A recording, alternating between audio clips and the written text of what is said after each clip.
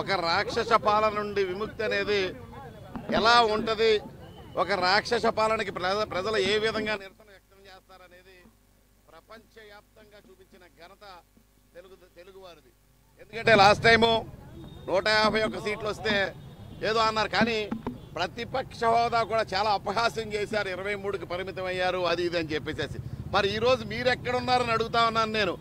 ఆ 2 సీట్లు కూడా తగ్గితే సింగిల్ డిజిట్లో ఉండేవాళ్ళు ఖచ్చితంగా మీరు మరి ప్రజలు ఏ విధంగా చేత్కరించారు. యాక్చువల్గా తెలుగు ప్రజలందరూ కూడా దీపావళి జరుపుకుంటా ఉన్నారు.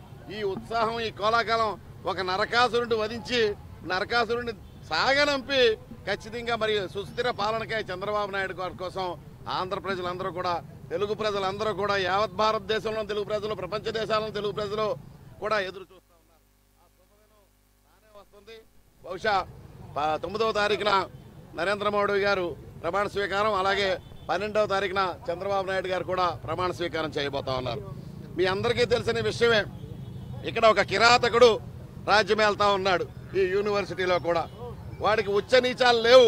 ఒక వైసీపీ కార్యకర్తగా పనిచేస్తా ఉన్నాడు. ఏ రోజు కూడా ఒక పద్ధతులు, నియమ నిబంధనలు పాటించకుండా ఏకపక్షంగా ఈ యూనివర్సిటీని ఒక రాజకీయ కళాశాలగా, ఒక రాజకీయ దీనిగా మార్చాడు. మరి అలాంటి వాడికి బుద్ధి చెప్పాల్సిన తరుణం ఉంది. ఖచ్చితంగా ఈ యూనివర్సిటీలో ఉన్న ప్రజలు, యూనివర్సిటీలో ఉన్న ఉద్యోగులందరూ కూడా ఆయనకు వ్యతిరేకంగా తెలుగుదేశం పార్టీని సపోర్ట్ చేసిన వైనం మీ అందరూ చూస్తారని గమనిస్తూనే ఉన్నారు. ఖచ్చితంగా బుద్ధి చెబుతాం, తరిమి కొడతాం. వాడు చేసిన పనులకి శిక్ష పడేదాకా వదిలిపెట్టమని కూడా చెప్తా ఉన్నాను మీ అందరి సాక్షిగా. పోతే ఖచ్చితంగా ఇక్కడ అన్నగారి విగ్రహం, రాజశేఖర రెడ్డి గారి విగ్రహం పెట్టాడు. ఈ సరస్వతీదేవి విగ్రహం ఉండాలి ఆ ప్లేస్ లో. ఖచ్చితంగా అది తీసి సరస్వతీదేవి విగ్రహం పెట్టిస్తామని కూడా మీ అందరి ఎదురుగా మాట్లాడుతా ఉన్నాను. ఖచ్చితంగా మరి అలాగే యూనియన్ ఎలక్షన్స్ అయిపోయినాయి. యూనియన్లు చేయకుండా, యూనియన్లు పెట్టకుండా ఉన్నాడు, ఎలక్షన్ కూడా పెట్టకుండా ఉన్నాడు. తొందరలో ఎలక్షన్ పెట్టిస్తాం, ఖచ్చితంగా ఎలక్షన్ తీరాలి, పెట్టిస్తాం కూడా. పోతే అనేక మందిని ఎవరైతే తెలుగుదేశం పార్టీకి సానుభూతి పరులు ఉన్నారో వాళ్ళందరినీ కక్ష సాధింపు చర్యలు చేపట్టారు.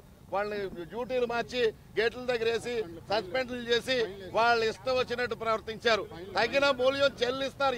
మాకు ఖచ్చితంగా ఒకటి తెలుసు, ఎవడెవడు దీని వెనకాలన్నారో, ఎవరెవరు ఇన్ఫర్మేషన్లు ఇచ్చారో, ఎవడెవడు మా పార్టీ ప్రజల్ని బాధించారో, దీని వెనక ఎవరున్నారో, ఈ రోజున పార్టీ అధికారంలోకి వచ్చినప్పుడు ముందొచ్చి మేము కూడా మాతో కలవబోతారు. ఖచ్చితంగా మేము సహించాం. ఖచ్చితంగా వాళ్ళందరి మీద చర్యలు తీసుకునే తీరుతాం. మా కార్యకర్తలను కాపాడుకుంటాం, మా పార్టీని కాపాడుకుంటాం. ఎవరైనా సరే ఇది జరిగింది. వర్ధిల్లాలి చంద్రబాబు నాయకత్వం.